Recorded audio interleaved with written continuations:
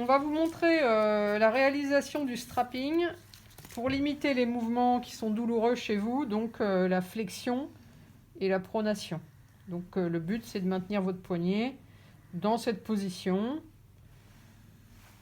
Donc on a découpé notre bande d'élastoplast avec deux morceaux d'environ 10 cm, deux morceaux d'environ 30 cm. C'est de l'élastoplast en 5 cm de large. Donc les deux premières vont servir de l'embase du poignet. Donc on étire un peu l'élastoplast de 25%, mais pas plus, pour ne pas faire de garrot. Donc on met une première bande en dessous et la deuxième bande au-dessus.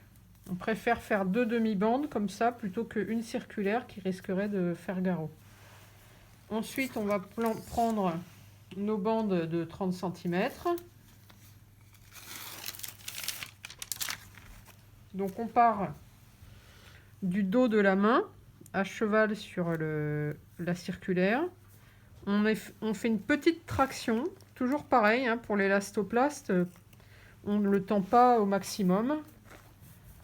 On va passer dessous, on va venir dans la commissure du pouce, là, et on va remonter sur le dos de la main en tirant donc dans ce sens, hein, pour limiter le mouvement que je vais expliquer tout à l'heure. Et avec notre deuxième bande, on va faire exactement la même chose en décalant un peu la bande d'une moitié. Donc là, comme ça, je passe en dessous, petite traction, et je remonte. Voilà, au dos de la main. Et on peut, suivant l'intensité et la limitation du mouvement que l'on veut, rajouter une ou deux bandes au dos de la main.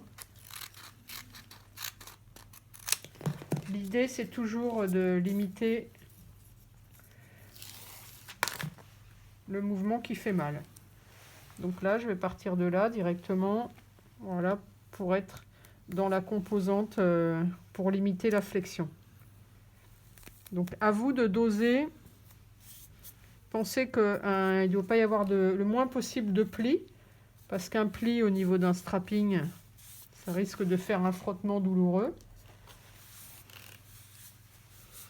On peut éventuellement mettre une bande semi-circulaire pour finaliser le strapping. Voilà, donc pour l'utilisation du Nil Exogrip, c'est pareil, sauf que ça ne colle pas à la peau. Donc des fois, il faut mettre un peu plus de bande pour avoir la même efficacité.